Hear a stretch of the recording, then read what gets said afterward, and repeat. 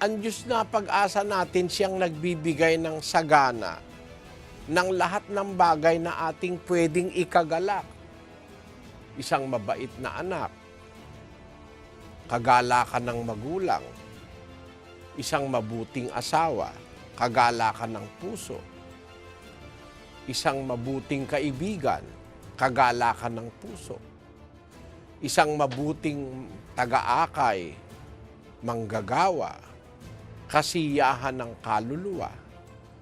Kasi alam nyo, yung sugo na tapat, kasiyahan niya ng kaluluwa. Parang yung inuming malamig sa araw na mainit, naglalagay ng relief sa taong umiinom.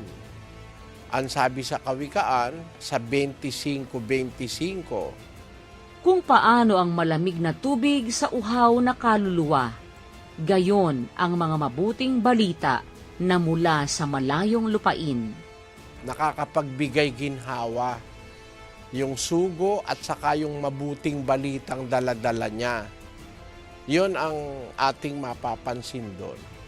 Ganon din naman ang ibig kong ipunto, mga kapatid.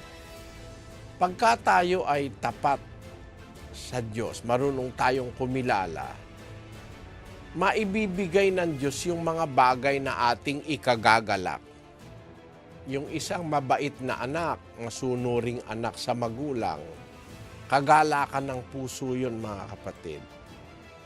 Kagalakan ng iyong kaluluwa, ang mabait na anak, na ibibigay yun ng Diyos. Ang mabait na apo, kagalakan ng kaluluwa yun. Kaya sa mga mayayaman, para wag kayong mahirapang makarating sa langit, and sabi, wag kayong umasa, sabi, sa kayamanang di nananatili, kundi sa Diyos na siyang nagbibigay sa ating sagana ng lahat ng bagay upang ating ikagalak. Pwede ka naman bigyan ng Diyos ng kagalakan.